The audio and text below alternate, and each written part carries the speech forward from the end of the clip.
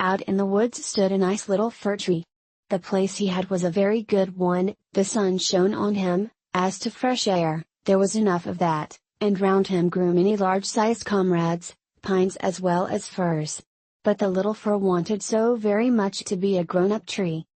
He did not think of the warm sun and of the fresh air, he did not care for the little cottage children that ran about and prattled when they were in the woods looking for wild strawberries. The children often came with a whole pitcher full of berries, or a long row of them threaded on a straw, and sat down near the young tree and said, "Oh, how pretty he is! What a nice little fir!" But this was what the tree could not bear to hear. At the end of a year he had shot up a good deal, and after another year he was another long bit taller, for with fir trees one can always tell by the shoots how many years old they are. "Oh, were I but such a high tree as the others are!" sighed he. "Then I should be able to spread out my branches, and with the tops to look into the wide world. Then would the birds build nests among my branches, and when there was a breeze, I could bend with as much stateliness as the others." Neither the sunbeams, nor the birds, nor the red clouds, which morning and evening sailed above them, gave the little tree any pleasure. In winter, when the snow lay glittering on the ground, a hare would often come leaping along, and jump right over the little tree. Oh, that made him so angry! But 2 winters were past, and in the third the tree was so large that the hare was obliged to go round it. To grow and grow, to get older and be tall, thought the tree, that, after all, is the most delightful thing in the world. In autumn the woodcutters always came and felled some of the largest trees. This happened every year, and the young fir tree, that had now grown to a very comely size, trembled at the sight, for the magnificent great trees fell to the earth with noise and cracking, the branches were lopped off, and the trees looked long and bare, they were hardly to be recognized, and then they were laid in carts, and the horses dragged them out of the woods. Where did they go to? What became of them? In spring, when the swallows and the storks came, the tree asked them, "Don't you know where they have been taken? Have you not met them anywhere?" The swallows did not know anything about it, but the stork looked musing, nodded his head, and said, "Yes, I think I know, I met many ships as I was flying hither from Egypt, on the ships were magnificent masts, and I venture to assert that it was they that smelt so of fir. I may congratulate you, for they lifted themselves on high most majestically. Oh, were I but old enough to fly across the sea! But how does the sea look in reality? What is it like?" "That would take a long time to explain," said the stork, and with these words off he went. "Rejoice in thy growth," said the sunbeams, "rejoice in thy vigorous growth, and in the fresh life that moveth within thee." And the wind kissed the tree, and the dew wept tears over him, but the fir understood it not. When Christmas came, quite young trees were cut down, trees which often were not even as large or of the same age as this fir tree, who could never rest, but always wanted to be off. These young trees, and they were always the finest looking, retained their branches, they were laid on carts, and the horses drew them out of the woods. "Where are they going to?" asked the fir. "They are not taller than I." There was one indeed that was considerably shorter, and why do they retain all their branches? Whither are they taken? "We know. We know," chirped the sparrows. "We have peeped in at the windows in the town below. We know whither they are taken. The greatest splendor and the greatest magnificence one can imagine await them. We peeped through the windows, and saw them planted in the middle of the warm room, and ornamented with the most splendid things, with gilded apples, with gingerbread, with toys, and many hundred lights." "And then?" asked the fir tree, trembling in every bough. "And then? What happens then?" "We did not see anything more, it was incomparably beautiful." "I would fain know if I am destined for so glorious a career," cried the tree, rejoicing. "That is still better than to cross the sea. What a longing do I suffer! Were Christmas but come! I am now tall, and my branches spread like the others that were carried off last year. Oh, were I but already on the cart! Were I in the warm room with all the splendor and magnificence! Yes, then something better, something still grander, will surely follow, or wherefore should they thus ornament me? Something better, something still grander, must follow, but what? Oh, how I long, how I suffer! I do not know myself what is the matter with me. Rejoice in our presence, said the air and the sunlight, rejoice in thy own fresh youth. But the tree did not rejoice at all, he grew, and was green both winter and summer. People that saw him said, "What a fine tree!" And toward Christmas he was one of the first that was cut down. The axe struck deep into the very pith, the tree fell to the earth with a sigh, he felt a pang, it was like a swoon, he could not think of happiness, for he was sorrowful at being separated from his home, from the place where he had sprung up. He knew well that he should never see his dear old comrades, the little bushes and flowers around him, any more, perhaps not even the birds. The departure was not at all agreeable. The tree only came to himself when he was unloaded in a courtyard with the other trees, and heard a man say, "That one is splendid. We don't want the others." Then 2 servants came in rich livery and carried the fir tree into a large and splendid drawing room. Portraits were hanging on the walls, and near the white porcelain stove stood 2 large Chinese vases with lions on the covers. There, too, were large easy chairs, silken sofas, large tables full of picture books, and full of toys worth hundreds and hundreds of crowns, at least the children said so. And the fir tree was stuck upright in a cask that was filled with sand, but no one could see that it was a cask, for green cloth was hung all around it, and it stood on a large gaily colored carpet. Oh, how the tree quivered! What was to happen? The servants, as well as the young ladies, decorated it. On one branch there hung little nets cut out of colored paper, and each net was filled with sugar plums, and among the other boughs gilded apples and walnuts were suspended, looking as though they had grown there, and little blue and white tapers were placed among the leaves. Dolls that looked for all the world like men, the tree had never beheld such before, were seen among the foliage, and at the very top a large star of gold tinsel was fixed.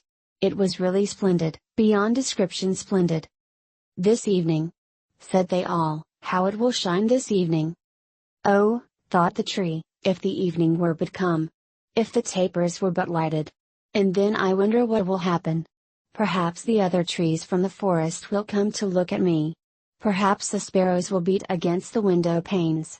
I wonder if I shall take root here, and winter and summer stand covered with ornaments. He knew very much about the matter. But he was so impatient that for sheer longing he got a pain in his back, and this with trees is the same thing as a headache with us. The candles were now lighted. What brightness! What splendor! The tree trembled so in every bough that one of the tapers set fire to the foliage. It blazed up splendidly. "Help! Help!" cried the young ladies, and they quickly put out the fire. Now the tree did not even dare tremble. What a state he was in! He was so uneasy lest he should lose something of his splendor, that he was quite bewildered amidst the glare and brightness, when suddenly both folding doors opened, and a troop of children rushed in as if they would upset the tree. The older persons followed quietly, the little ones stood quite still. But it was only for a moment, then they shouted so that the whole place re-echoed with their rejoicing, they danced round the tree, and one present after the other was pulled off. "What are they about?" thought the tree. "What is to happen now?" And the lights burned down to the very branches, and as they burned down they were put out, one after the other, and then the children had permission to plunder the tree. So they fell upon it with such violence that all its branches cracked. If it had not been fixed firmly in the cask, it would certainly have tumbled down. The children danced about with their beautiful playthings, no one looked at the tree except the old nurse, who peeped between the branches, but it was only to see if there was a fig or an apple left that had been forgotten. "A story! A story!" cried the children, drawing a little fat man toward the tree. He seated himself under it, and said, "Now we are in the shade, and the tree can listen, too. But I shall tell only one story. Now which will you have, that about Ivy, or about Klumpy Dumpy who tumbled downstairs, and yet after all came to the throne and married the princess?" "Ivy," cried some, "Klumpy Dumpy," cried the others. There was such a bawling and screaming, the fir tree alone was silent, and he thought to himself, "Am I not to bawl with the rest? Am I to do nothing whatever?" For he was one of the company, and had done what he had to do. And the man told about Klumpy Dumpy that tumbled down, who notwithstanding came to the throne, and at last married the princess. And the children clapped their hands, and cried out, "Oh, go on! Do go on!" They wanted to hear about Ivy, too, but the little man only told them about Klumpy Dumpy. The Fir Tree stood quite still and absorbed in thought. The birds in the woods had never related the like of this. Klumpy Dumpy fell downstairs, and yet he married the princess. Yes, yes. That's the way of the world, thought the Fir Tree, and believed it all, because the man who told the story was so good looking. Well, well. Who knows, perhaps I may fall downstairs, too, and get a princess as wife. And he looked forward with joy to the morrow, when he hoped to be decked out again with lights, playthings, fruits, and tinsel. I won't tremble tomorrow, thought the Fir Tree. I will enjoy to the full all my splendor. Tomorrow I shall hear again the story of Klumpy Dumpy, and perhaps that of Ivy, too. And the whole night the tree stood still and in deep thought.